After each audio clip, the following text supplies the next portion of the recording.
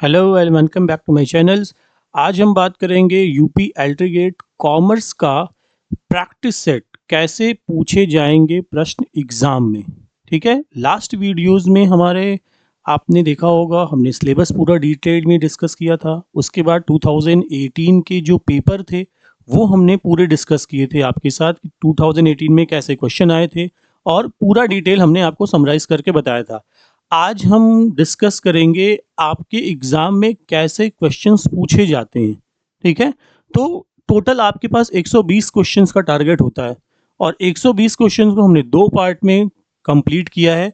तो पहला पार्ट हम स्टार्ट करेंगे आज एल्टी ग्रेड कॉमर्स का प्रैक्टिस सेट, जिसमें आपकी मोस्ट पॉसिबिलिटी ये है इसी टाइप के क्वेश्चंस आपके एग्जाम में आ सकते हैं। ठीक है, सो स्टार्ट करते हैं हम अपना क्वेश्चंस। क्वेश्चन नंबर 1 देखिए आपके पास दिया हुआ है, आंतरिक अंकेक्षक की नियुक्ति निम्नलिखित में से किसके द्वारा होती है। देखिए आंतरिक अंकेक्षक होता क्या है।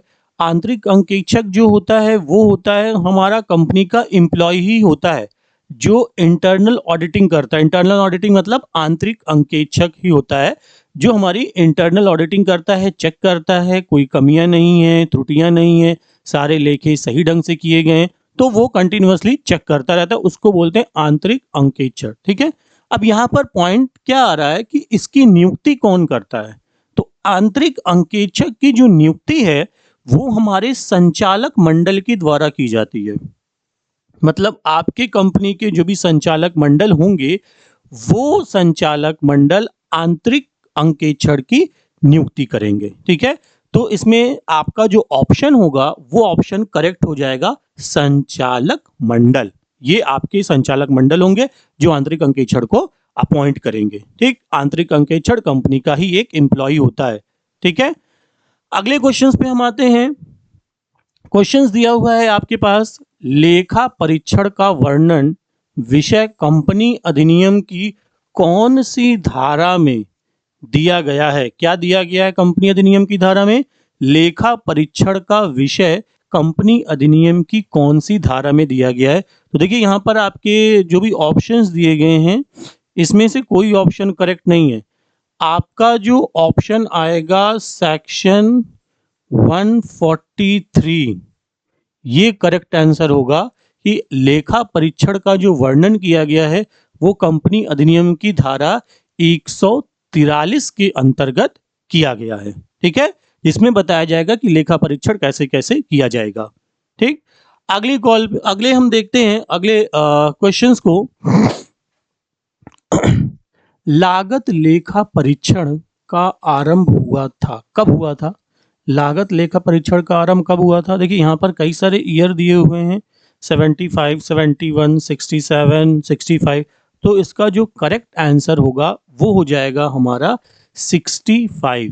लागत लेखा परीक्षण का आरंभ हुआ था, कब हुआ था? 1965 में लागत लेखा परीक्षण जो स्टार्ट हुई थी वो हुई थी 1965 में। ठीक है, ये अब हम अगले क्वेश्चन पे हम आते हैं। अगला क्वेश्चन देखिए क्या दिया हुआ है, एक अंकेक्षण कार्यक्रम निम्नांकित के लिए बनाया गया कार्यक्रम है।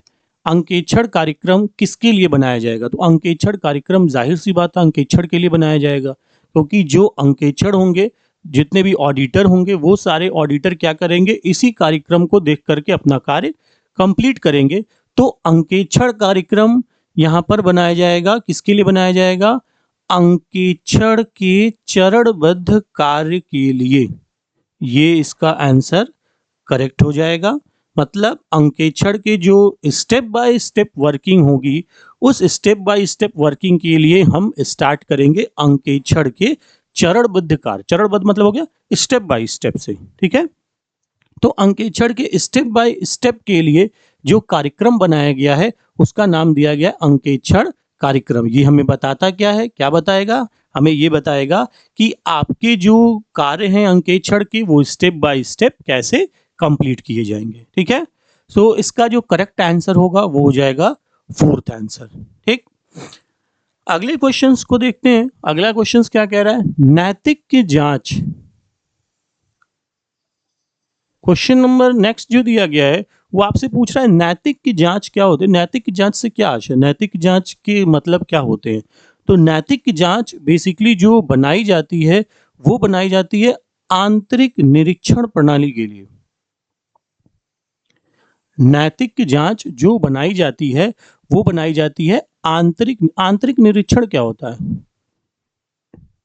आंतरिक निरीक्षण प्रणाली। आंतरिक निरीक्षण प्रणाली मतलब जैसे अभी इसके पहले क्वेश्चन में था, जो हमारे इंटरनल ऑडिटर जो होते हैं, अंकेक्षक जो होते हैं, कंपनी के लेखों की जांच करते हैं, इंटरनल ऑडिटर, सेम वही चीज है आंतरिक निरीक्षण। आंतरिक निरीक्षण प्रणाली क्या होती है, इंटरनल कंपनी के लेखों की जांच करती है। तो नैतिक जांच का मतलब हो गया आंतरिक निरीक्षण, इंटरनल जांच, जो खातों की जांच करेगी, प्रारंभिक पुस्तकों की जांच करती है, कैसे लेखे किए गए हैं, ठीक है नहीं है, कोई अशुद्धि नहीं है, ये सारी चीजें इसमें क्लियर की जाती हैं। तो इसका आंसर हो जाएगा आंतरिक निरीक्षण। ठीक है, चलिए, तो सेकंड ऑप्शन इसका करेक्ट हो जाएगा। अगले क्वेश्चन को देखिए। अगला क्वेश्चन आता है, वह व्यवस्था, कौन सी व्यवस्था जिसके अंतर्गत ऐसी कार्य प्रणाली जमा दी जाती है। कौन सी कार्य प्रणाली जमाई जाएगी, एक कर्मचारी का कार्य दूसरे कर्मचारी द्वारा कार्य की प्रगति में ही जांच लिया जाएगा। मतलब इसका कहने का यह है कि ऐसे कौन सा अरेंजमेंट हम करेंगे जिसमें एक पर्सन कंपनी का ही एम्प्लॉय है, दूसरा पर्सन उसके कार्यों की जांच करेगा। ठीक है, तो एक एम्प्लॉय का कार्य दूसरे कर्मचारी द्वारा कार्य की प्रगति की जांच करेगा। ठीक, तो ये कौन सी व्यवस्था है जो ऐसी व्यवस्था एक कर्मचारी दूसरे कर्मचारी के कार्यों की जांच करेगा, तो उसको हम बोलेंगे आंतरिक अंकेक्षण। ठीक है, आंतरिक अंकेक्षण जो होगा, एक कर्मचारी मतलब जो एक वर्कर होगा अपना काम कंप्लीट करेगा, दूसरा कर्मचारी कौन होगा, इंटरनल ऑडिटर जो होंगे। ठीक है, जो ऑडिटर हमारे कंपनी के होंगे तो वो हमारे एम्प्लॉय के कार्यों की जांच करेंगे। ठीक है, वही चीज यहां पर लिखी हुई, दूसरे कर्मचारी द्वारा कार्य की प्रगति में ही जांच लिया जाए, जैसे जैसे वो कार्य करेगा उसी समय हम उसकी जांच भी करेंगे, मतलब ऑडिटिंग करेंगे। तो ये आपका आंसर आ जाएगा, यही वो कार्य प्रणाली है जो एक कर्मचारी द्वारा दूसरे कर्मचारी की कार्य की प्रगति की जांच करती है। तो क्या ऑप्शन हो जाएगा, आंतरिक अंकेक्षण। ठीक है, क्लियर हो रहा है। अगले क्वेश्चंस को हम देखते हैं। चालू अंकेक्षण में कार्य होता है, चालू अंकेक्षण क्या होता है। देखिए, चालू अंकेक्षण मतलब हो गया चालू अंकेक्षण का मतलब ये हो गया, जो ऑडिटिंग चलती रहती है, वीकली हो गई या मंथली हो गई, 6 महीने पे, ईयरली हो गई, जैसे भी आप ऑडिटिंग कराते हो, तो ऑडिटिंग चाहे आप 1 मंथ पे कराइए, चाहे 3 मंथ पे कराइए, या 6 मंथ पे कराइए, या 12 महीने पे कराइए, ऑडिटिंग तो जैसे सीक्वेंस में होती है उसी के अकॉर्डिंग होगी। ऐसा तो होगा नहीं कि इसमें सबसे फास्ट होगी, इसमें सबसे कम होगी, इसमें एकदम मीडियम होगी। तो चाहे आप 6 महीने पे कराओगे तो भी सेम रहेगा, चाहे आप 12 महीने पे कराओगे तो भी ऑडिटिंग का प्रोसेस तो सेम रहेगा। तो यहाँ पर बोल रहा है चालू अंकेक्षण में प्रोसेस कैसा होगा, तो आप टिक करेंगे एक जैसा, चाहे आप 1 महीने में करिए चाहे 6 महीने में करिए, प्रोसेस तो सेम होगा। ठीक है, अगले क्वेश्चंस को देखते हैं। भागीदार, भागीदार होता कौन है, भागीदार को देखिए हम यहां पर लिख दे रहे, भागीदार मतलब होते हैं पार्टनर, मतलब साझेदार। साझेदार, साझेदारों की अधिकतम संख्या, संख्या कौन सी है, मैक्सिमम नंबर ऑफ पार्टनर कहां पर डिस्क्राइब किए गए हैं। तो देखिए, maximum number of partner company के डिस्क्राइब किए गए, साझेदारी के पार्टनर कंपनी एक्ट में बताए गए हैं। कौन से एक्ट में बताए गए हैं, कंपनी एक्ट में बताए गए हैं कि साझेदारी, भागीदारी मतलब साझेदारों के मैक्सिमम नंबर कितने हो सकते हैं। ठीक है, तो मैक्सिमम नंबर की अगर हम बात करेंगे तो कंपनी एक्ट में यह बताया गया है कि कितने नंबर उसके मैक्सिमम हो सकते हैं। ठीक, वैसे यहाँ पर अगर कंपनी एक्ट में आप देखोगे तो मैक्सिमम नंबर अगर हम बात करेंगे, कंपनीज एक्ट 1956 जो हमारा कंपनीज एक्ट था, उसमें साझेदारी की संख्या के लिए बताया गया है कि जो प्रेजेंट और एक्स एम्प्लॉय हैं उनको छोड़ करके टोटल 50 एम्प्लॉय हो सकते हैं। तो ये उसकी मैक्सिमम संख्या है जो कंपनी एक्ट 1956 में बताई गई है। ठीक है, तो आपको इतना डिटेल आपको देखना क्या है, इसमें सिंपल सा क्वेश्चन क्या पूछा है, पूछा क्या है, संख्या का उल्लेख कहाँ है, तो आपको लिखना है संख्या का उल्लेख ये टिक मार्क कर देना है, कंपनी एक्ट में बनाया गया है। ठीक है, अगले क्वेश्चन को देखिए। एक समझौते के अभाव में, समझौता मतलब हो गया कि अगर कोई एग्रीमेंट नहीं किया गया है तो भागीदार, भागीदार मतलब हो गया पार्टनर,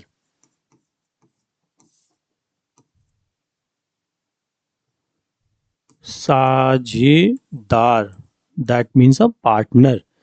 पार्टनर को कौन से राइट नहीं मिलता है, मतलब पार्टनर को कौन सा राइट नहीं मिलता, हक नहीं मिलता है, कौन सा हक नहीं मिलता, एक समझौते के अभाव में, मतलब कि अगर हमारे पास पार्टनरशिप का एग्रीमेंट नहीं है, अभाव है, कुछ भी नहीं है, तो ऐसी कंडीशन में साझेदारों को कौन सा हक नहीं मिलेगा। देखिए इंपॉर्टेंट थिंग क्या होता है कि अगर आपके समझौते का अभाव है तो उसमें सैलरी और कमीशन, ये दो चीज बहुत इंपॉर्टेंट होती है जो पार्टनर को नहीं मिलती है। क्यों नहीं मिलती? क्योंकि अभाव है, बोला ही नहीं गया। तो जब बोला ही नहीं जाएगा तो हम कैसे प्रोवाइड करेंगे?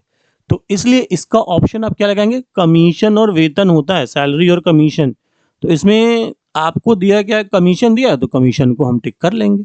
तो हमारा ऑप्शन क्या हो जाएगा, ऑप्शन ए कमीशन हो जाएगा, जो समझौते के अभाव में साझेदारों को नहीं मिलेगा। क्लियर हो रहा है? अगला देखिए। साझेदारी में सदस्यों का दायित्व क्या होता है? देखिए responsibilities of partner in partnership firm, that means a question क्या बोल रहा है, साझेदारों का दायित्व, responsibilities, liabilities of partner in the partnership firm, आपकी लाइबिलिटी क्या होगी पार्टनरशिप फर्म में, पार्टनर की लाइबिलिटी क्या होगी। सो पार्टनर ऑप्शन कई सारे आपके पास है, लिमिटेड, अनलिमिटेड, दोनों में से कुछ कुछ और दोनों में से कुछ भी नहीं।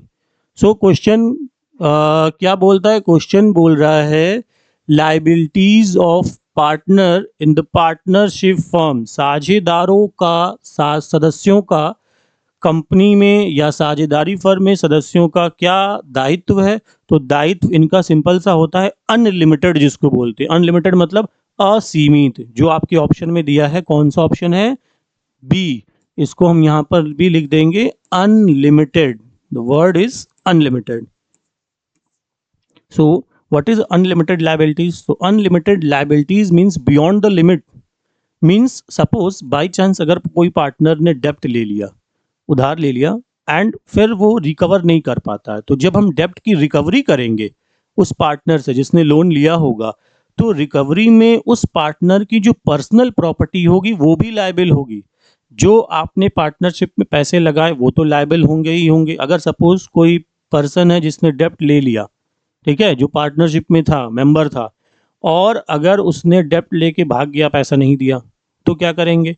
तो जब उससे रिकवरी होगी डेप्ट की, तो रिकवरी में जो पैसा उसने फर्म में दिया था वो तो सारे पैसे जाएंगे ही जाएंगे, प्लस आपकी जो पर्सनल प्रॉपर्टी हो, घर, जो प्रॉपर्टी आपने रखी होगी, ज्वेलरी, जो घर का पूरा सामान, सब चला जाएगा। So that means beyond the limit आपकी लायबिलिटी क्या होगी, आपके दायरे के बाहर होगी, तो सीमित नहीं हो पाएगी। सीमित नहीं हो पाएगी मतलब लिमिटेड नहीं है, अनलिमिटेड हो जाएगी। जो भी आपकी प्रॉपर्टी होगी, पर्सनल प्रॉपर्टी प्लस आपने जो पैसा बिजनेस में, फर्म में लगाया होगा, वो सब आपकी रिकवरी के लिए लायबल माने जाएंगे और सब चला जाएगा। ठीक है, तो पार्टनर में सदस्यों का दायित्व क्या होगा, असीमित माना जाएगा। ठीक, चलिए अगले क्वेश्चन को देखिए।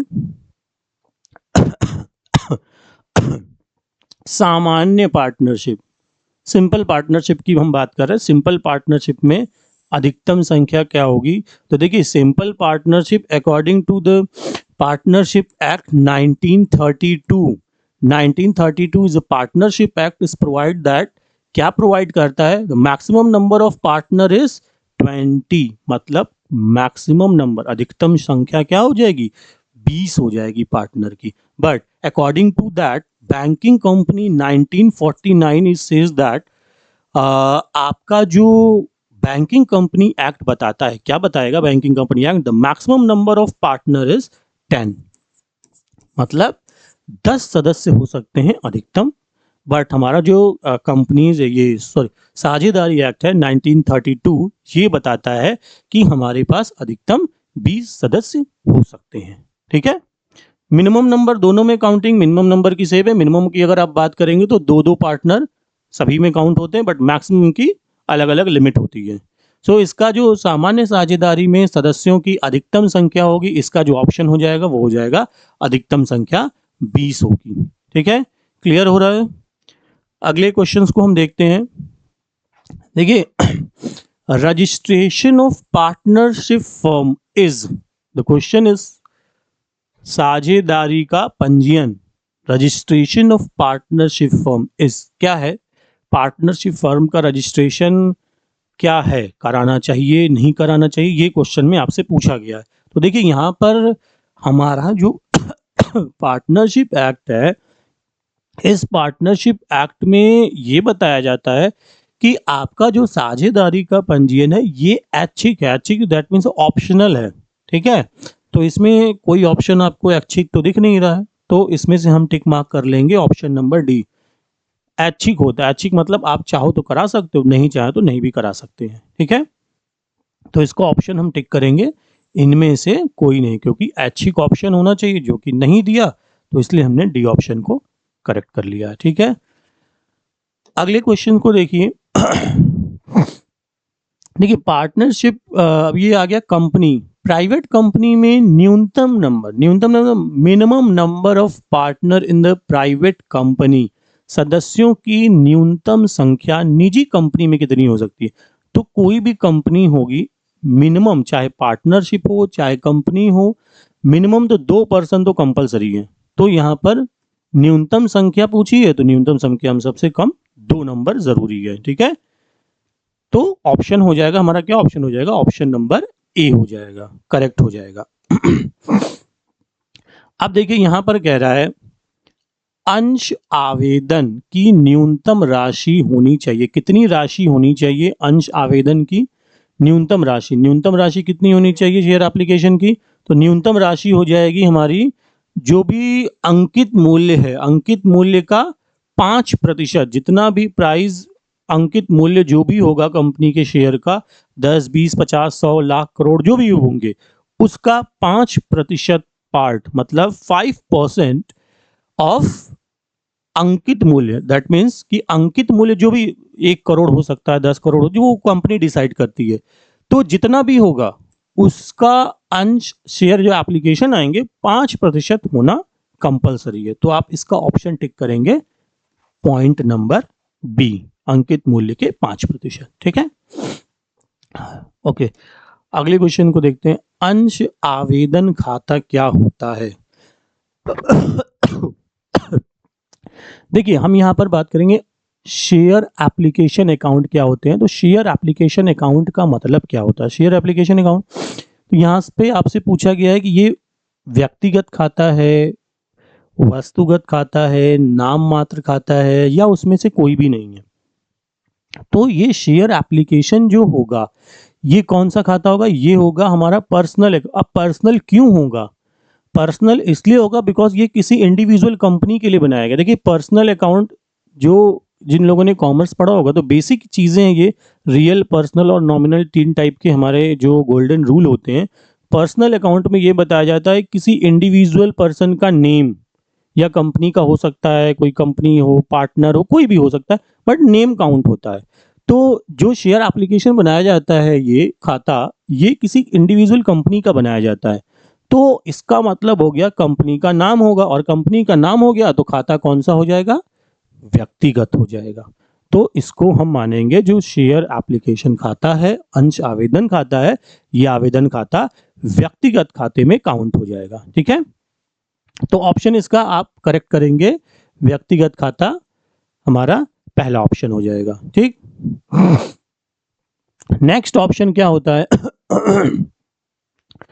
अंशों के निर्गमन खाते पर प्राप्त प्रीमियम दिखाया जाता है।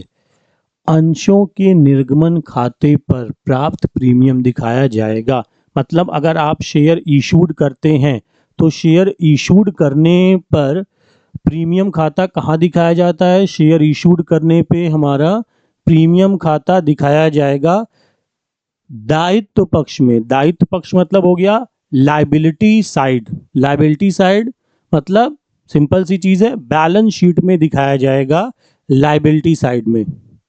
तो कहां पर दिखाया जाएगा?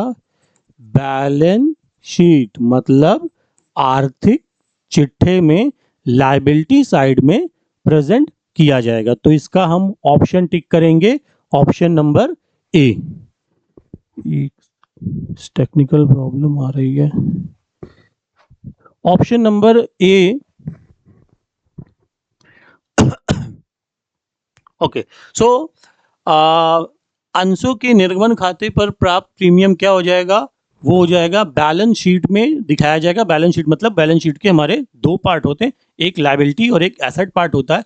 तो हम लायबिलिटी पोर्शन में प्रेजेंट करेंगे अंशों के निर्गमन खाते पर जो प्रीमियम प्राप्त होगा। ठीक है, तो पहला ऑप्शन आप इसमें टिक कर लेंगे।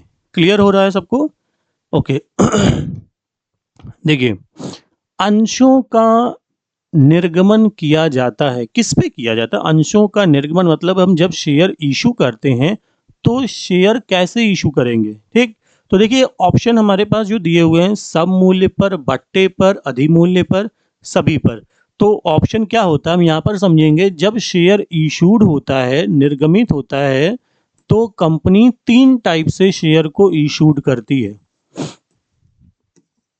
देखिए, issued eight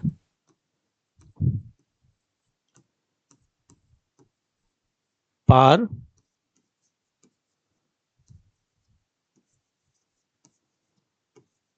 issued at discount, and third is issued at premium.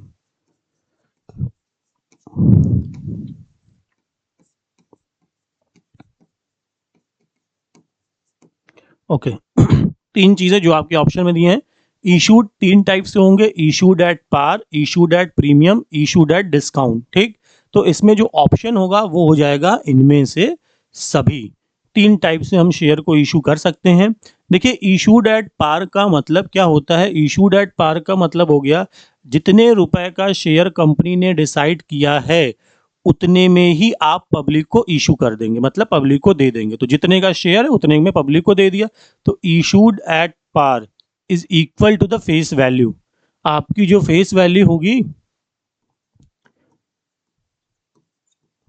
अब हम एग्जाम्पल मान लेते हैं, अगर हमारी फेस वैल्यू 10 है, जो अंकित मूल्य क्या है वो 10 है, तो 10 रुपए का जो शेयर होगा, अगर हमने पब्लिक को सेम प्राइस पे 10 रुपए में ही दे दिया तो वो हो जाएगा इशूड एट पार। ठीक है,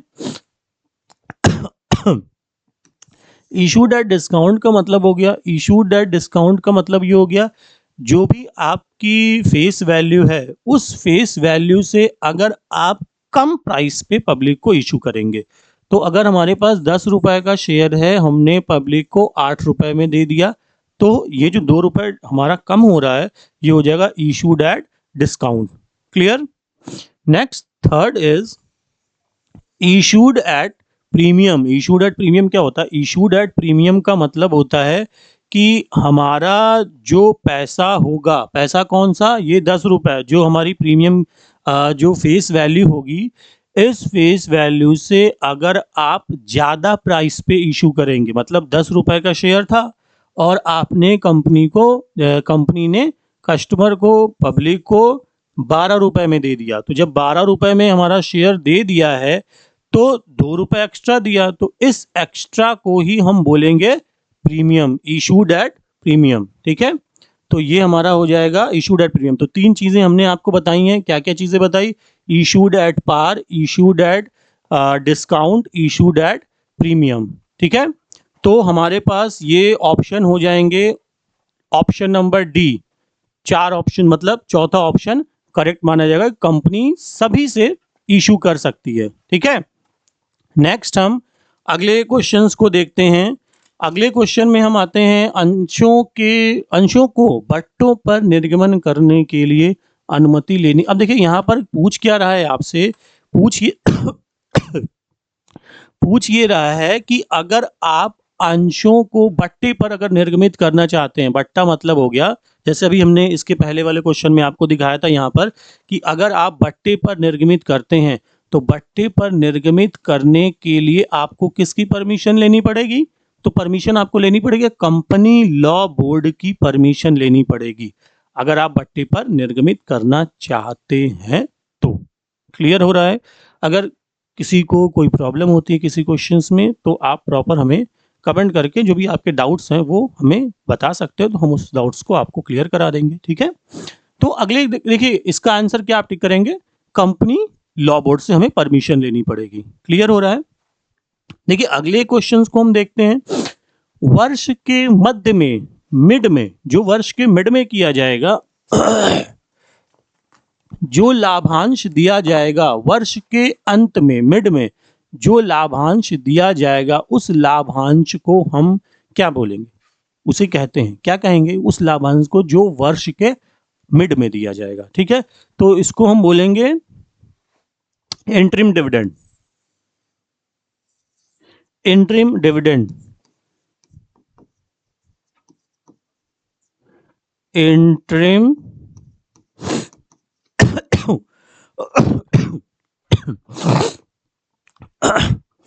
इंटरिम डिविडेंड वर्ष के मध्य में दिए जाने वाले, कोई भी कंपनी होगी, वर्ष के मध्य में दिए जाने वाले जो हमारे लाभांश होते हैं उस लाभांश को हम बोलते हैं इंटरिम डिविडेंड। ठीक है, क्लियर हो रहा है?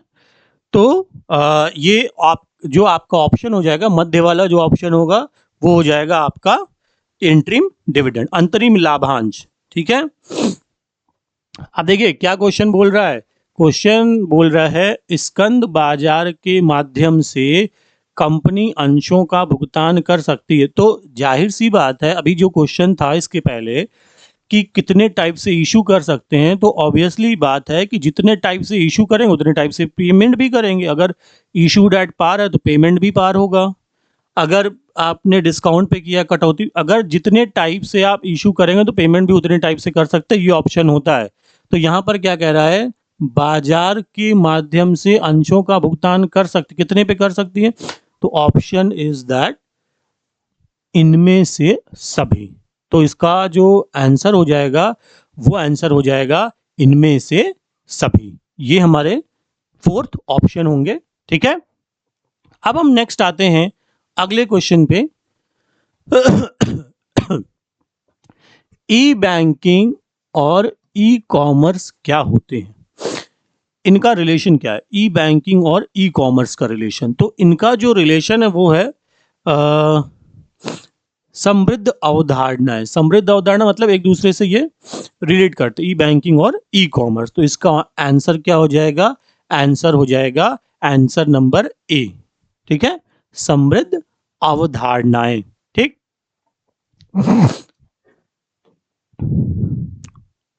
नेक्स्ट क्वेश्चन हमारा आता है, इंटरनेट सेवा के विकास और विस्तार से ई बैंकिंग सेवाएं। देखिए सिंपल सी चीज यहां पर पूछी गई है कि अगर इंटरनेट सेवा बढ़ती जाएगी, तो ऑब्वियसली अगर इंटरनेट सेवा बढ़ेगी तो हमारी टेक्नोलॉजी बढ़ेगी, टेक्नोलॉजी बढ़ेगी तो हमारा भी तो डेवलपमेंट होगा। तो इंटरनेट सेवा के विकास और विस्तार से यहाँ पर पूछ रहा है बैंकिंग सेवाओं पे क्या इफेक्ट होता है।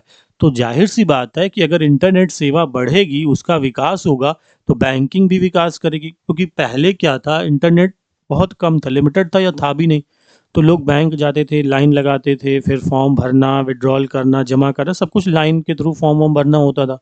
आज के टाइम में क्या है, आपको पैसे जमा भी करने हैं तो भी आप ऑनलाइन जमा कर सकते हैं, किसी को पैसा भेजना है तो भी हम घर बैठे बैठे कर सकते हैं। ये क्यों पॉसिबल हुआ, क्योंकि हमारा इंटरनेट का विकास हुआ है, विस्तार हुआ है, तो बैंकिंग भी डेवलप कर रही है। तो इसका ऑप्शन क्या हो जाएगा, बढ़ती है। इंटरनेट के बढ़ने से, विस्तार होने से हमारी बैंकिंग सेवाएं भी बढ़ती हैं। ठीक है, तो ऑप्शन हम टिक करेंगे, ऑप्शन नंबर बी। चलिए अगले क्वेश्चन पे हम आते हैं। बैंक द्वारा जो व्यक्तिगत पहचान पत्र है, व्यक्तिगत पहचान पत्र मतलब पर्सनल आइडेंटिफिकेशन, ये तो बहुत सिंपल क्वेश्चन है। पर्सनल आइडेंटिफिकेशन नंबर, पिन सब लोग जानते होंगे, पिन मतलब होता क्या है, जो आप एटीएम यूज करते हैं तो भी उसमें पिन डालते हैं, नेट बैंकिंग यूज करेंगे तो भी उसमें पिन यूज होता है, हर जगह पर पिन यूज होते हैं। तो यहां पर पूछ रहे पर्सनल आइडेंटिफिकेशन नंबर जो दिए जाते हैं वो किसको दिए जाएंगे, बैंक अगर पर्सनल आइडेंटिफिकेशन नंबर देता है तो किसको देगा? तो सिंपल सी चीज़ है कि बैंक पर्सनल आइडेंटिफिकेशन नंबर अपने कस्टमर को देगा, तो ऑप्शन हो जाएगा ग्राहकों को देगा, जो बैंक के कस्टमर होंगे। जैसे एटीएम जिसको मिला उसको पिन मिला, या जिसने नेट बैंकिंग यूज़ किया, या डिफरेंट डिफरेंट टाइप के जो भी आप ऐप्स यूज़ करते हो उसमें भी पिन होते हैं, तो पिन सिर्फ कस्टमर को दिए जाते हैं। तो हमारा ऑप्शन क्या होगा? ऑप्शन नंबर सी, ग्राहकों को दिए जाएंगे। ठीक है, क्लियर हो रहा है सबको? अगले देखिए क्वेश्चन, पुस्तपालन का प्रारंभकर्ता किसे माना गया है? पुस्तपालन का प्रारंभकर्ता मतलब किसने स्टार्ट किया था? पुस्तपालन किसने स्टार्ट किया था? तो पुस्तपालन स्टार्ट किया था हमारे Lucas Pacioli. So option number is, यहाँ पर ऑप्शन थोड़ा सा गलत हो गया है, ये बी होना चाहिए, अरेंजमेंट गलत हो गया, ये सी होना चाहिए। ठीक है, तो ऑप्शन नंबर हम सी मानेंगे। तो सी ऑप्शन हमारा सही है, ल्यूकस पैसियोली, ये हमारे पुस्तपालन के प्रारंभ करता हैं। ठीक है, अगला देखिए क्वेश्चन क्या आता है, हिसाब किताब की पुस्तकों में निश्चित नियम के अनुसार लेखा करने की विधि को क्या कहते हैं? मतलब ये पूछ रहा है आपसे कि हिसाब किताब करने की पुस्तकों में निश्चित नियम के अनुसार, जो आप हिसाब किताब पुस्तक में करते हैं, निश्चित नियम के अनुसार लेखा करने की जो विधि होगी उस विधि को क्या बोलेंगे? लेखा करने की विधि को क्या नाम देते हैं? तो इसके पहले जो क्वेश्चन था वो बिल्कुल इससे रिलेट क्वेश्चन है कि दो क्वेश्चन पहले पुस्तपालन, जो अभी हमने दो क्वेश्चन पहले पुस्तपालन बताया था हिसाब किताब के लिए, तो हिसाब किताब की पुस्तकों में निश्चित नियम के अनुसार लेखा करने की विधि, नियम के अनुसार अगर आपको पास लेखा करने की विधियां अगर किसी भी पुस्तक में हैं तो उसका नाम क्या है? उसका नाम है पुस्तपालन। पुस्तपालन हमें ये बताता है कि हम हिसाब किताब का लेखा कैसे कर सकते हैं, जिसमें हम प्रारंभिक पुस्तकों को बेसिकली ध्यान में रखते हैं। ठीक है, तो इसका ऑप्शन हो जाएगा ऑप्शन नंबर ए। क्लियर? बाजार में नया उत्पाद लाने पर किया गया अत्यधिक प्रारंभिक व्यय किस रूप में वर्गीकृत किया जाना चाहिए? मतलब बाजार में नया, आप जब कोई प्रोडक्शन कंपनी नया लाते हैं तो अत्यधिक प्रारंभिक व्यय किस रूप में वर्गीकृत किया जाना चाहिए? अत्यधिक प्रारंभिक व्यय मतलब हो गया कि जो प्रिलिमिनरी एक्सपेंसेस होंगे वो किस रूप में होंगे? तो प्रिलिमिनरी एक्सपेंसेस हमारे हो जाएंगे, देखिए ये ऐसा एक्सपेंसेस है जो लॉन्ग वे के साथ साथ हमें शॉर्ट वे में भी हमें बेनिफिट इसका मिल सकता है। ठीक है, तो इसका आप ऑप्शन टिक करेंगे, वो हो जाएगा ऑप्शन नंबर सी, स्थगित राजस्व अनुव्यय। ठीक है, तो इसको हम बोलेंगे deferred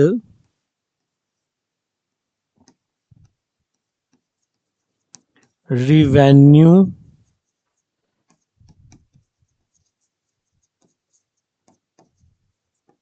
expenditure. Deferred revenue expenditure means क्या होता है? डिफर्ड रेवेन्यू एक्सपेंडिचर मीन्स हो गया कि जो भी आपके नया उत्पाद आएगा, नया उत्पाद को बाजार में लाने के लिए प्रारंभिक व्यय जो डिवाइड किया जाएगा, वर्गीकृत किया जाएगा, उस वर्गीकरण को हम बोलेंगे स्थगित आयगत व्यय, जिसका एडवांटेज हमें लॉन्ग वे तक भी मिल सकता है और शॉर्ट वे तक भी उसका एडवांटेज हमें मिलता रहेगा। ठीक है, तो ऑप्शन हम लिखेंगे स्थगित आयगत व्यय या राजस्व अनुव्यय स्थगित। ठीक है, मात्रात्मक समव्यवहार निम्नलिखित में से किस अवधारणा के आधार पर खातों में दर्ज नहीं किया जाता है? देखिए मात्रात्मक समव्यवहार मतलब हो गया कि ऐसे एक टाइप के ट्रांजैक्शंस तो किस अवधारणा के अंतर्गत नहीं दर्ज किए जाते? तो उपार्जन अवधारणा।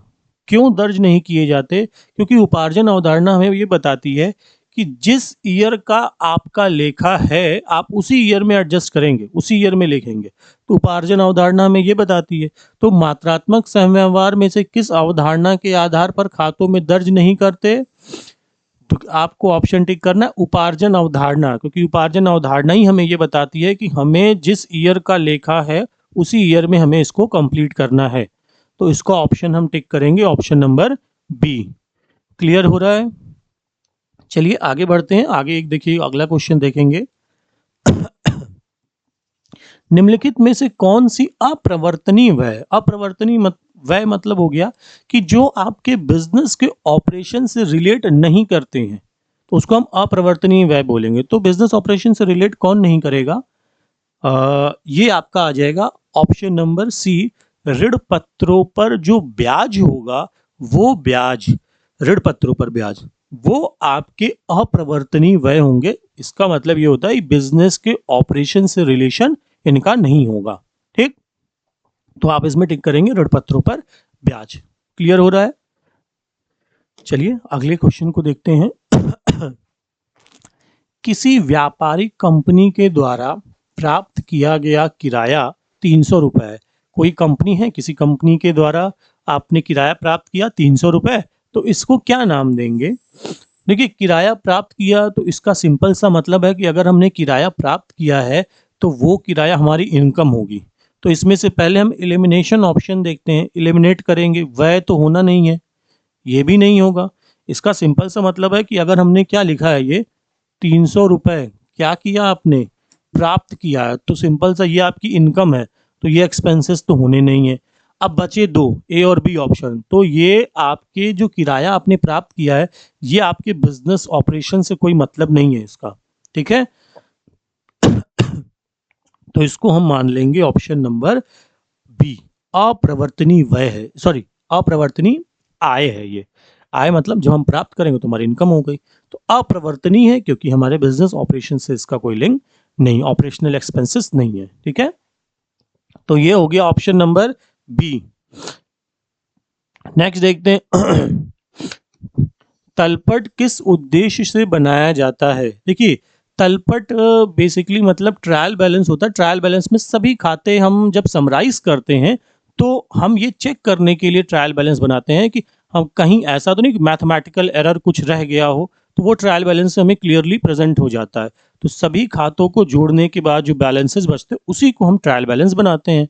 तो ट्रायल बैलेंस में जो किस उद्देश्य से बनाया जाता है, क्यों बनाते हैं, तो ट्रायल बैलेंस हम बनाते हैं प्रविष्टियों की कौन सी शुद्धता जांचेंगे, गणती, मैथमेटिकल एरर अगर कुछ है, कुछ कैलकुलेशन गलत हो गया तो उसको हम उसमें देख सकते हैं, इजीली उसको क्लियर कर सकते हैं। तो इसको हम ऑप्शन मानेंगे, लेखांकन की प्रविष्टियों का गणती शुद्धता की जांच के लिए हम तलपट को बनाते हैं। ठीक है, तो ऑप्शन क्या टिक करेंगे आप? ऑप्शन आप टिक करेंगे ऑप्शन नंबर डी, तलपट बनाया जाता है लेखांकन प्रविष्टियों की गणती शुद्धता की जांच के लिए। क्लियर हो रहा है? नेक्स्ट अब हम देखेंगे, यहां पर देखिए, बिक्री बढ़ाने के उद्देश्य से दी जाने वाली छूट को क्या कहते हैं? देखिए, छूट तो दो प्रकार की होती है आपकी। ठीक है, छूट दो प्रकार की होगी। कौन कौन सी दो प्रकार होते हैं? एक होता है कैश डिस्काउंट और एक होता है ट्रेड डिस्काउंट।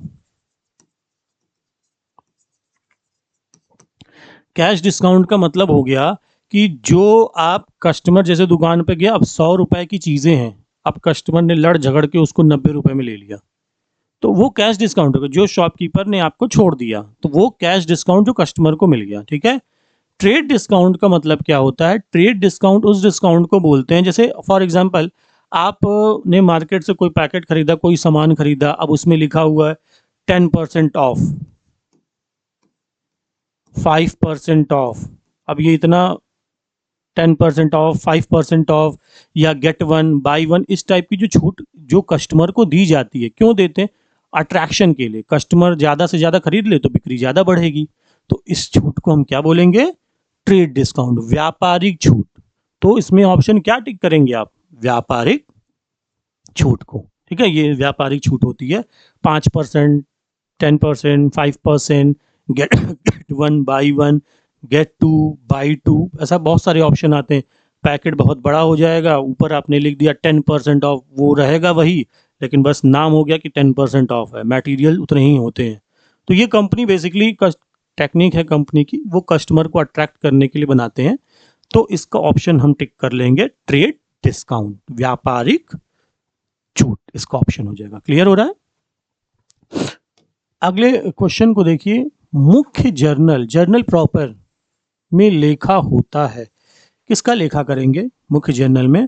देखिए मुख्य जर्नल में हम लेखा करेंगे, ऑप्शन नंबर सी है, समायोजित और सुधार प्रविष्टियों का, एडजस्टमेंट और रेक्टिफाइड एंट्री जो होगी। एडजस्टमेंट और रेक्टिफाइड एंट्री मतलब कि जितने नगद बेचे गए माल, खरीदे हुए माल, सबका अलग अलग बुक में जब हम लेखा कर लेते हैं तो जो बचता है उसको हम समायोजित या फिर सुधार मतलब रेक्टिफाइड जो एंट्रीज होगी उस एंट्री को हम मुख्य जर्नल में प्रेजेंट करते हैं, जर्नल प्रॉपर में दिखाएंगे। कौन कौन सी एंट्री दिखाएंगे? समायोजित और सुधार की प्रविष्टियां। क्लियर हो रहा है? ओके, तो अगले क्वेश्चन को देखिए, क्रय पुस्तक में लेखा होता है। देखिए पुस्तकें तो कई होती हैं cash book, purchase book, sale return और purchase book, purchase return, bills receivable book, बहुत सारी बुक्स होती है जो हम जिसको सब्सिडियरीज बुक बोलते हैं। ठीक है तो यहाँ पर पूछ रहा है क्रय पुस्तक में किसका लेखा करेंगे? तो क्रय पुस्तक में सिर्फ और सिर्फ उधार क्रय, आपने जो भी परचेज किया, क्रेडिट परचेज, उसको हम यहाँ पर एंटर्ड करते हैं in the book of purchase. ठीक है, सो आपका ऑप्शन कहाँ दिया है? ये दिया हुआ है केवल उधार क्रय, मतलब इसमें सिर्फ और सिर्फ जो क्रेडिट परचेज होगा वो हम इसमें रिकॉर्ड करेंगे। किस बुक में? परचेज बुक में। क्लियर हो रहा है? चलिए आगे बढ़ते हैं। क्लियर हो रहा है तो हम आगे आएंगे। वह आय जो कमा तो ली जाती है, मतलब आपकी जो इनकम है वो मिल तो गई है, सॉरी कमा लिया है आपने, परंतु अभी तक आपको मिला नहीं है। ठीक है, जो आपको मिला नहीं है क्या कहलाएगी? तो देखिए ऐसी इनकम जो हमने अर्न तो कर लिया लेकिन अभी तक वो इनकम हमें मिली नहीं है, तो ऐसी इनकम को हम क्या बोलेंगे? तो ऐसी इनकम को हम बोलेंगे उपार्जित आय। उपार्जित आय मतलब हो गया एक्रूड इनकम, एक्रूड इनकम मतलब हो गया ऐसी इनकम जो रिसीव्ड आपको अभी तक नहीं हुई है लेकिन आपकी ड्यू हो गई है, मिलने वाला लेकिन मिला नहीं है, तो वो हो जाएगा ऑप्शन नंबर ए। ठीक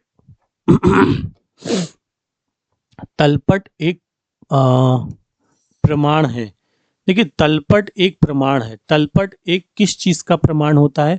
तो तलपट जो प्रमाण होता है आपका, वो प्रमाण होता है कि जैसे अभी इसके पहले क्वेश्चंस में आपने देखा होगा कि तलपट हमारा जो बनाया गया था, वो बनाया गया था, जो क्वेश्चन था हमारा, गणितीय अशुद्धियां जो भी हमारी थी उनको चेक करने के लिए हम बनाते हैं। तो तलपट किस चीज का प्रमाण होता है? अगर तलपट करेक्ट हो गया, ट्रायल बैलेंस करेक्ट हो गए, तो ये क्या आइडेंटिफाई करेगा? आइडेंटिफाई ये करेगा कि जब गणितीय रूप से जो अशुद्धियां थी वो सब क्या हो गई हैं, वो सब ठीक हो गई हैं। तो इसका मतलब तलपट क्या है? पुस्तकें की जितनी भी पुस्तकें होंगी, अगर हमने उनका ट्रायल बैलेंस बनाया है तो ये डिसाइड करेगा कि जो भी गणितीय अशुद्धियां थी वो सारी अशुद्धियां कंप्लीटली फिनिश्ड हो गई हैं, जो एरर थे वो कंप्लीटली हट गए हैं और वो रेक्टिफाइड हो गया है। तो इसका ऑप्शन जो आ जाएगा, प्रमाण किस चीज का होगा? प्रमाण हो जाएगा बी, ठीक तरीके से सब गणितीय अशुद्धियां कंप्लीट खत्म हो गई हैं। ठीक है, अगले क्वेश्चन को देख लीजिए। तलपट शेषों की सूची है, कौन कौन से? जैसे अभी तलपट हमने जब आपको बताया था तो हमने आपको सिंपल सी चीजें यही बताई थी कि तलपट सब चीजों, जितने भी अकाउंट होंगे सबको समराइज कर दिया जाता है, तो सभी खातों के शेष दिखाए जाते हैं। तो ऑप्शन कहाँ हो जाएगा? ऑप्शन हो जाएगा ये, समस्त खातों की शेष की लिस्टिंग होती है, ट्रायल बैलेंस। ठीक है, तो ट्रायल बैलेंस समस्त खातों के शेष को प्रेजेंट करता है। क्लियर हो रहा है? ओके, अगले पे आते हैं क्वेश्चन को, उस राशि को क्या नाम देते हैं? कौन सी राशि जिससे व्यापार प्रारंभ किया? अब ध्यान दीजिए कि अगर आप बिजनेस स्टार्ट करते हैं तो बिजनेस स्टार्ट करने में आप क्या यूज करेंगे? जैसे बिजनेस स्टार्ट किया तो क्या पैसा लगाएंगे अपने बिजनेस में, पैसे से ही तो बिजनेस स्टार्ट होगा। तो उसको हम उसी पैसे को हम बोलेंगे क्या अकाउंटिंग लैंग्वेज में, तो उसको हम बोलते हैं, ऐसे नॉर्मल लैंग्वेज में तो हम पैसा बोल देंगे, बट अकाउंटिंग लैंग्वेज में क्या बोलेंगे हम, कैपिटल से अपने बिजनेस को स्टार्ट करते हैं, क्या बोलेंगे, कैपिटल मतलब पूंजी। नॉर्मल लैंग्वेज में तो हम पैसा बोल देंगे, पैसा लगाया बिजनेस स्टार्ट कर दिया, लेकिन अकाउंटिंग लैंग्वेज क्या बोलता है, उसको हम पैसा नहीं बोलते, नॉर्मल पैसा नहीं है, वो कैपिटल है हमारी।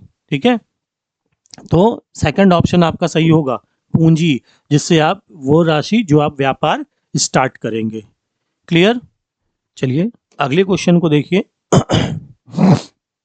व्यक्तिगत खातों का शेष दर्शाया जाता है। व्यक्तिगत खातों, ये लिखा हुआ है चिट्ठा, चिट्ठे, यहां पर थोड़ा एरर हो गया।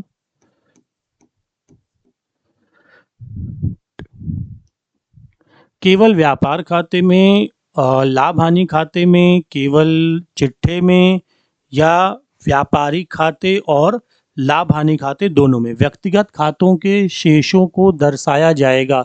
देखिए यहाँ पर कह रहा है कि अगर हम व्यक्तिगत खातों के शेष को दर्शाएंगे तो वो कहाँ पर दर्शाएंगे। ठीक है, तो ये जो दर्शाए जाते हैं पर्सनल अकाउंट के, वो दिखाए जाते हैं आपके चिट्ठे में। ठीक है, that means in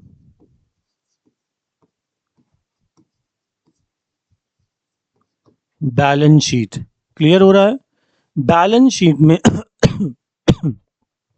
balance sheet में हम ये आपके व्यक्तिगत खातों के शेष को प्रेजेंट करेंगे। क्लियर। चलिए अगले क्वेश्चन को देखते हैं। व्यापार खाता जो ट्रेडिंग अकाउंट है, ट्रेडिंग अकाउंट जो सभी लोग ने कॉमर्स पढ़ा है तो ट्रेडिंग अकाउंट सब लोग जानते भी होंगे। ट्रेडिंग अकाउंट होता क्या है, व्यापार खाता। तो व्यापार खाते से हम क्या फाइंड आउट करते हैं, तो व्यापार खाते से हम फाइंड आउट करेंगे ग्रॉस प्रॉफिट, क्योंकि वही फाइंड आउट करता है व्यापार खाता। तो ये व्यापार खाता बनाया क्यों जाता है, क्या इससे प्रेजेंट होता है, तो यहाँ पर देखिए ऑप्शन जो हो जाएगा व्यापार खाता ऑप्शन नंबर सेकंड इसमें सही है। देखिए, क्रय विक्रय से होने वाले लाभ हानि को जानने के लिए, क्योंकि व्यापार खाते में हम क्रय और विक्रय ही लिखते हैं, क्रय विक्रय और ओपनिंग क्लोजिंग ये सारी चीजें लिखते हैं, बट यहाँ पर क्या है, क्रय विक्रय से जो भी हमें प्रॉफिट होगा लॉस होगा तो वो कैसे फाइंड आउट करेंगे, वो हम फाइंड आउट करेंगे हमारे ट्रेडिंग अकाउंट से। तो इसका सही ऑप्शन क्या होगा, करेक्ट ऑप्शन हो जाएगा ऑप्शन नंबर बी। क्लियर हो रहा है। अगले क्वेश्चन को देखिए, व्यापार खाते में लिखे जाते हैं, व्यापार खाते में क्या लिखे जाते हैं, व्यापार खाते में लिखे जाएंगे सिर्फ डायरेक्ट एक्सपेंसेस लिखे जाते हैं व्यापार खाते में। ठीक है, ट्रेडिंग अकाउंट में तो डायरेक्ट एक्सपेंसेस में आपका आएगा माल की क्रय संबंधी व्यय, जो व्यापार खाते में दिए जाएंगे वो हो जाएगा माल के क्रय संबंधी व्यय, ऐसे व्यय हैं जो व्यापार खाते में प्रेजेंट किए जाएंगे। बाकी ये सारी चीजें जो आप देख रहे हो विक्रय संबंधी इनडायरेक्ट एक्सपेंस है, एडवर्टीजमेंट ये भी इनडायरेक्ट है, दैनिक डेली के जो एक्सपेंसेस हो गए ये भी इनडायरेक्ट है। तो हमें इनडायरेक्ट एक्सपेंस नहीं, हमें लिखना डायरेक्ट एक्सपेंस, मतलब क्रय से संबंधित, खरीदने से संबंधित जो एक्सपेंसेस होंगे उन्हीं एक्सपेंसेस को हम ट्रेडिंग अकाउंट में प्रेजेंट करते हैं। तो ऑप्शन हमारा तीसरा वाला करेक्ट ऑप्शन है। ठीक। अब अगले पे क्वेश्चन पे देखिए, बेचे गए माल की लागत अगर 1,28,000 रुपए, कॉस्ट आपकी जो दी हुई है 188,800 अगर दी हुई है कॉस्ट रुपए, ये रुपए दिया हुआ है, बिक्री पर सकल लाभ की दर कितनी है, 20% है, किस पे है, बिक्री पर, परसेंटेज ऑन सेल 20। आपसे पूछ क्या रहा है, तो बिक्री की रकम क्या होगी। अब फॉर्मूला देखिए, एक छोटा सा फॉर्मूला हम यूज कर लेंगे कि अगर आपके पास profit percentage given on sale but sale is not given, अगर प्रॉफिट का परसेंटेज अगर सेल्स पे दिया हुआ है बट सेल अगर नहीं दी हुई है तो आप क्या फॉर्मूला यूज करेंगे? फॉर्मूला यूज करेंगे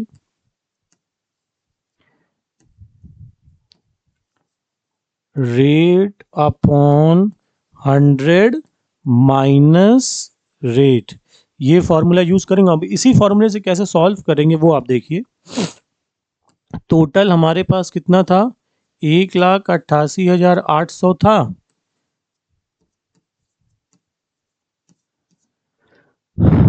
ओके, 20% रेट है, 100 माइनस रेट हो गया, तो आप इसको 80 लिख सकते हैं क्लियरली। रेट मतलब 100 में 20 अगर माइनस करेंगे तो 80 आएगा। अब इसको हम सॉल्व कर लेते हैं, तो सॉल्व करके ये डायरेक्टली काट दिया, ये हो गया 4। अब 4 से हम 188,800 को डिवाइड करेंगे तो ये क्या ऑप्शन आएगा? 4 से इसको डिवाइड किया तो 4 4 16 और तो आपके पास आएंगे 28 बैलेंस, तो ये हो जाएगा 7, फिर 8 2 हो जाएगा 47,200। ये हमारा क्या आ गया? ये हमारा आ गया सकल लाभ, मतलब ग्रॉस प्रॉफिट आ गया। ये 47,200 रुपये क्या है? ये ग्रॉस प्रॉफिट आ गए। अब हमें सेल कैलकुलेट करनी है, तो सेल कैसे कैलकुलेट करेंगे? देखिए यहाँ पर हम लिख दे रहे हैं sale is equal to cost of goods sold plus, मतलब जो लागत है वो, और प्रॉफिट, इन दोनों को अगर हम टोटल कर लेंगे तो हमारे पास क्या कैलकुलेट हो जाएगा? सेल्स कैलकुलेट हो जाएगी। तो कितना था हमारे पास? 188,800 प्लस प्लस क्या है? प्रॉफिट। प्रॉफिट कितना था? 47,200। अब इन दोनों को प्लस कर दीजिए तो 8,756 और ये 3 और 112, मतलब ये हो गया 236। ये आंसर दे रहा है? हाँ, आंसर दिया हुआ है, तो ये हम टिक करेंगे। 2,36,000 रुपये, ये सॉल्व है, आप इसको देख भी सकते हैं। बस फॉर्मूला आपको ध्यान रखना है कि अगर प्रॉफिट का परसेंटेज आपके पास 20 जो भी परसेंटेज दिया होगा सेल पे दिया है, लेकिन सेल अगर नहीं दी होगी तो हम रेट अपॉन 100 माइनस रेट को यूज करके मल्टीप्लाई करेंगे तो प्रॉफिट आएगा। प्रॉफिट को हमने कॉस्ट में ऐड कर दिया तो सेल आ गई। क्लियर हो रहा है? चलिए अगले क्वेश्चन को हम देख लेते हैं। एक मुख्य प्रबंधक कमीशन के बाद, अब वर्ड क्या हो रहा है? के बाद, ध्यान रखिएगा, लाभ का 25%, 25% ऑन प्रॉफिट कमीशन प्राप्त करता है। एक जो मेन मैनेजर है, main manager commission after deducting commission, commission के बाद 25% कमीशन प्राप्त करता है और टोटल लाभ हुआ है 25,000, तो प्रबंधक का कमीशन बताइए। देखिए जब भी ये वर्ड यूज होगा, कमीशन के बाद का वर्ड अगर यूज होता है तो हम फॉर्मूला यूज कर लेंगे। एक छोटा सा फॉर्मूला है, रेट अपॉन 100 प्लस रेट। ठीक है, बहुत सिंपल से कैलकुलेशन, बहुत फास्ट होती है इसमें। फॉर्मूला याद होगा तो बहुत इजीली कैलकुलेट कर लेंगे, और बहुत टफ फॉर्मूला नहीं, बहुत इजी है। प्लस और माइनस का खेल है। सेल्स पे प्रॉफिट है, सेल नहीं है तो माइनस, कॉस्ट पे है, कॉस्ट नहीं है तो प्लस। ठीक है, अब यहाँ पर देखिए, यहाँ पर कह रहा है कमीशन के बाद, वर्ड यूज हो रहा है के बाद है, कमीशन 25% दे रहा है, तो इसको हम ऐसे कैलकुलेट कर लेंगे, total profit rate upon 100 plus rate. अब इसको सॉल्व कर लेते हैं। 5 से इसको कैंसिल करेंगे 5, तो आंसर हमारा हो गया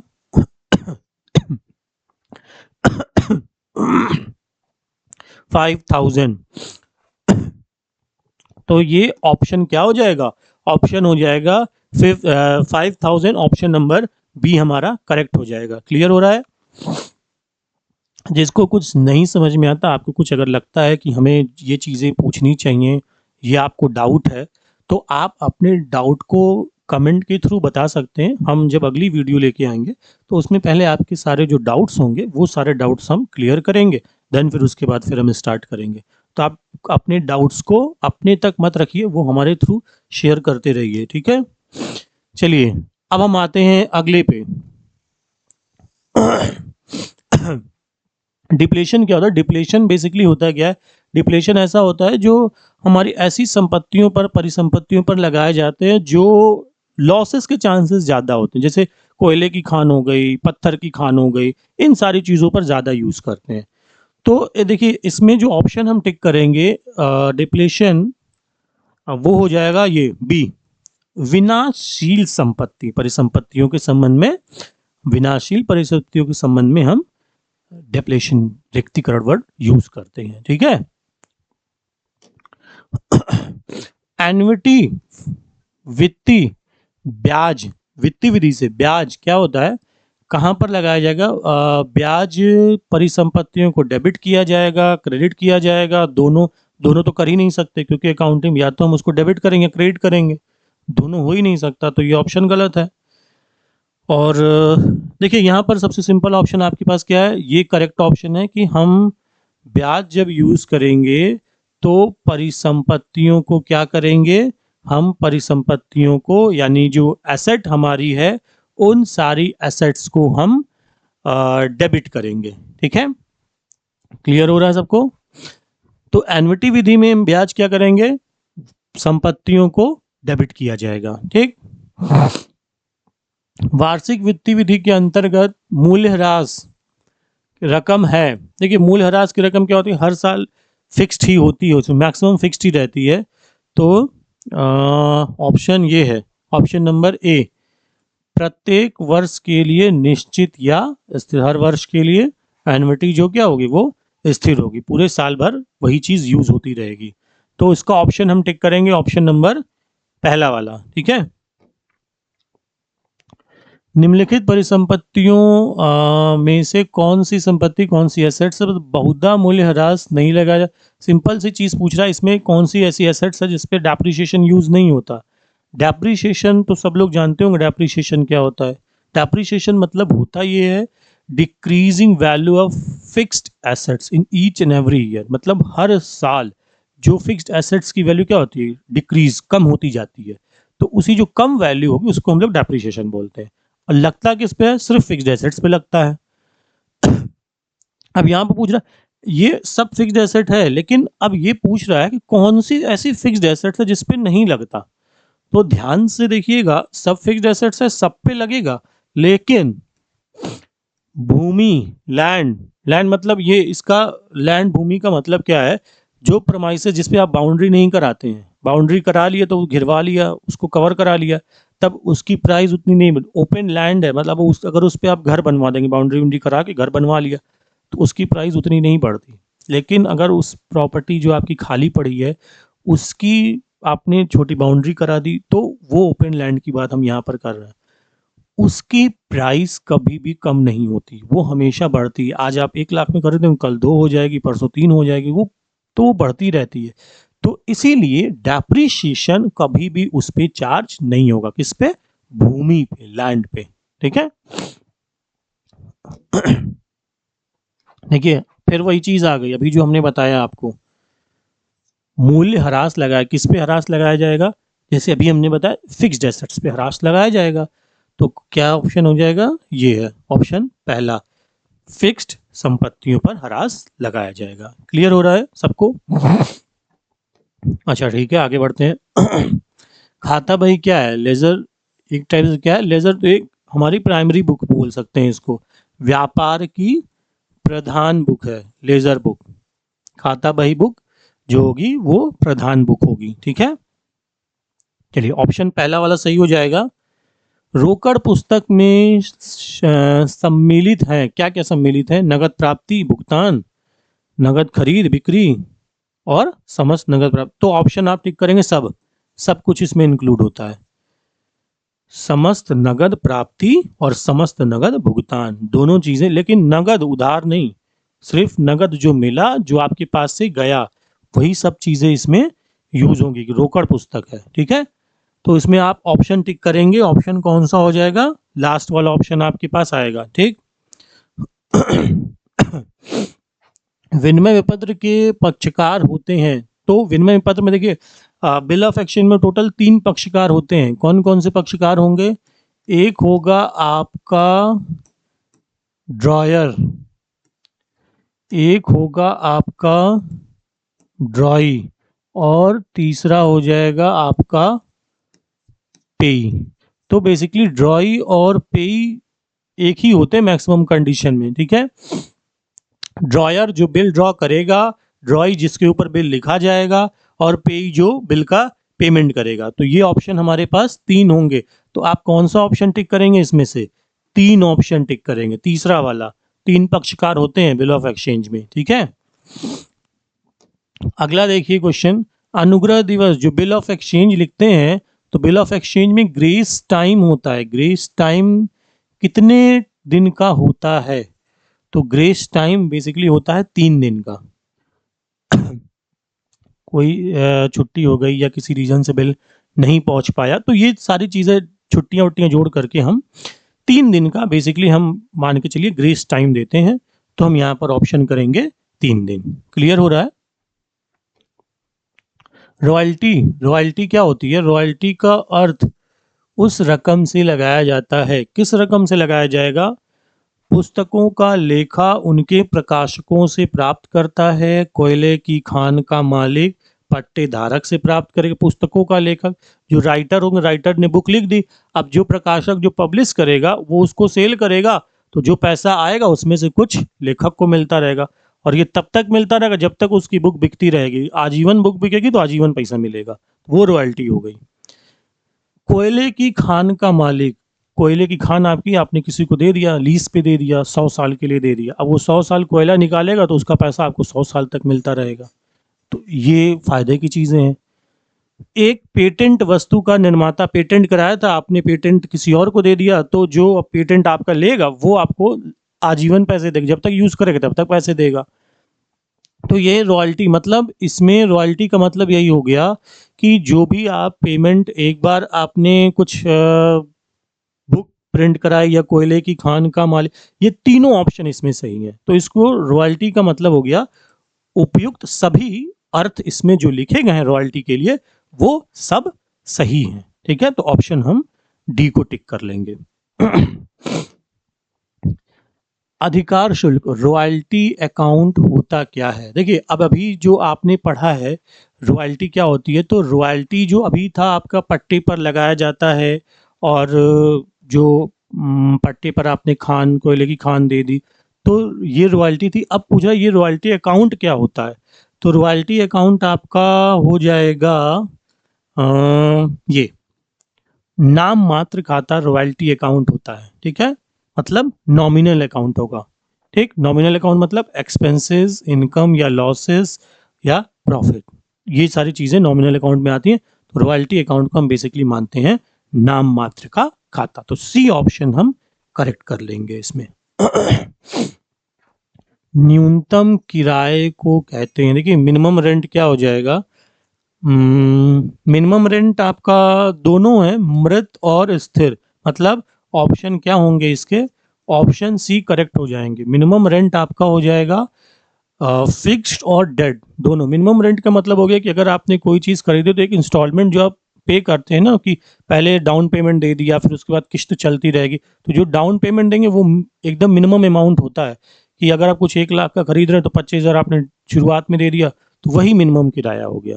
न्यूनतम किराया मतलब वो डेड हो गया और फिक्स, दोनों चीजें हम इसको बोल सकते हैं, ठीक है। अगले क्वेश्चन को देखिए, अगला क्वेश्चन क्या कह रहा है? यदि किराया क्रय पद्धति, हायर परचेज सिस्टम जो है के अनुसार बिका हुआ माल वापस अगर हो जाता है, तो की बात हो रही है, तो विक्रेता की पुस्तकों में क्रेडिट किया जाएगा। जाहिर सी बात है। अब देखिए अगर आपने जिसको सेल किया है, अगर वो आपको वो सेल रिटर्न कर दे रहा है, आपकी जो बुक थी या कुछ आपने सेल किया था, कपड़े थे, कुछ भी था, सेल किया और वो पसंद नहीं आया, वो आपको रिटर्न कर रहा है, तो जाहिर सी बात है जब आप बुक बनाएंगे, सेलर बुक बनाएगा, तो उसमें क्रेता को ही लिख, उसी का नाम लिखे ना जिसने रिटर्न किया है।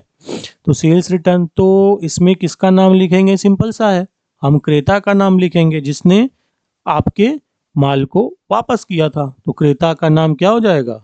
क्रेडिट खाते में विक्रेता की पुस्तकों में चला जाएगा। क्लियर है? किराया क्रय पद्धति में क्रेता माल का स्वामी, अब देखिए किराया क्रय मतलब जो ये पद्धति है किराया क्रय पद्धति, हायर परचेज, ये इस क्वेश्चन से बिल्कुल रिलेट है, किराया क्रय पद्धति। तो यहाँ पर क्या किराया क्रय पद्धति का क्रेता माल का स्वामी बन जाता है। हायर परचेज सिस्टम माल का स्वामी कब बनेगा? जब माल का स्वामी तो तब बनेगा ना जब हमारे पास लास्ट वाली इंस्टॉलमेंट आ जाएगी, तभी तो हम ओनरशिप ट्रांसफर करेंगे। तो किस्त चलती रहेगी। तो इसका ऑप्शन देखिए यहाँ पर हम टिक कर लेंगे, ऑप्शन नंबर सी, अंतिम किस्त, लास्ट इंस्टॉलमेंट जब पेमेंट हो जाएगी तो उसके बाद आप अपने गुड्स के, जो भी गुड्स होगा आपका, आप उसके ऑनर बन जाएंगे। तो हायर परचेज में क्या होता है, लास्ट इंस्टॉलमेंट पे करने के बाद आप उसके ऑनर बनते हैं। क्लियर है? ओके, नेक्स्ट क्वेश्चन इज किस्त भुगतान, installment payment system and hire purchase systems, difference between installment systems and hire purchase systems. So इसमें आपको डिफरेंसेस देखने हैं। देखिए डिफरेंसेस तो दोनों ही सही लग रहे हैं, तो ऑप्शन आप टिक करेंगे, दोनों सही है। स्वामित्व के हस्तांतरण का दोनों में डिफरेंस होता है। जैसे अभी आपने पढ़ा ना, किराया क्रय में क्या होता है, ऑनरशिप तभी ट्रांसफर होगी जब लास्ट इंस्टॉलमेंट पेमेंट करेंगे, तो स्वामित्व का हस्तांतरण। किस्त भुगतान, ये वाले पद्धति में क्या है, भुगतान न होने पर विक्रेता द्वारा भुगतान की किस्त को हम पूरी किस्त जब्त नहीं करते हैं। ठीक है, तो दोनों ऑप्शन सही है। तो इन दोनों का मेन डिफरेंस में दोनों ऑप्शन हम टिक कर सकते हैं। तो 57 ये जो क्वेश्चन है, इसका जो आंसर हम टिक करेंगे वो हो जाएगा सी ऑप्शन। ठीक है, लेखांकन की दृष्टि से शाखाएं निम्न प्रकार की होती हैं। कौन कौन सी शाखाएं? देखिए जितनी भी शाखाएं आपको दिख रही हैं, आश्रित है, स्वतंत्र है और विदेशी है सभी, तो इसमें आप जो ऑप्शन लगाएंगे वो आप ऑप्शन लगाएंगे सभी शाखाएं, जितनी भी शाखाएं सब। आश्रित मतलब हो गया जो अपने जो ब्रांच है वो ऑफिस, अपने हेड ऑफिस पे डिपेंडेड है। स्वतंत्र मतलब हो गया ब्रांच अपने एकदम फ्रीली है, जो अपनी माइंड से वर्क कर रही है, अपना टारगेट अचीव कर ली। विदेशी मतलब जो आप beyond the limit geographical area के बाहर अगर कोई शाखा ओपन करते हैं या कोई बिजनेस करे तो विदेशी हो जाएंगे। तो लेखांकन की दृष्टि से जो शाखाएं हैं वो तीनों सभी करेक्ट हैं, तो हम इसमें ऑप्शन टिक करेंगे सभी वाला, डी ऑप्शन। अगले देखिए क्वेश्चन को, यदि किसी संस्था के 3 विभागों में सकल लाभ की जो दर है वो समान है, मतलब इक्वल है, रेशियो, प्रॉफिट रेशियो इक्वल है, विक्रय का अनुपात 235 का है, तो विभागों में लागत मूल्य क्या हो जाएगा? ठीक है, तो सॉरी लागत अनुपात पूछ, रेशियो, कॉस्ट प्राइस का रेशियो। तो जब आपके सकल लाभ की दर एक समान है, तो जो सकल लाभ की दर समान होगी तो विक्रय का जो अनुपात होगा, सेल्स रेशियो, वही रेशियो हमारा कॉस्ट का भी हो जाएगा, सकल लाभ की दर अगर समान है तो इसको ऑप्शन क्या टिक करेंगे? 235। ठीक है, नेक्स्ट, सांख्यिकी अनुमानों और संभावनाओं का विज्ञान है, ये कथन किसका है? तो ये कथन आपका है बॉडिंगटन का। इसका है बॉडिंगटन। मतलब अब देखिए ये क्वेश्चन आपके 2018 वाले जो सॉल्व पेपर हमने कराए थे उसमें ये क्वेश्चन सेम यही क्वेश्चन था। तो ये हमने जो क्वेश्चंस कराए ये आपका प्रैक्टिस सेट है। इस प्रैक्टिस सेट का नाम इसीलिए दिया गया, यही पूछे जाएंगे प्रश्न। इसका मतलब यही है कि इसमें से मैक्सिमम क्वेश्चन हो सकता है आपके एग्जाम में आ जाए। जैसे अभी हमने जो क्वेश्चन 60 बताया, इसमें से 1-2 क्वेश्चन एग्जाम में आ चुके हैं आपके। ठीक है, तो अब ये 60 क्वेश्चन पार्ट 1 हमने बता दिया। नेक्स्ट वीडियोस में हम 61 से स्टार्ट करेंगे, 120 तक के क्वेश्चंस को कवर करेंगे। जिसको भी कोई डाउट लगता है, ये जो 60 क्वेश्चंस हमने बताए आज, अगर उसमें कोई डाउट है तो आप अपने डाउट्स को हमें कमेंट करके पूछेंगे, तो हम अगले वीडियोस में पहले आपके सारे डाउट्स को क्लियर करेंगे, फिर अगला क्वेश्चन हम स्टार्ट करेंगे। Thank you.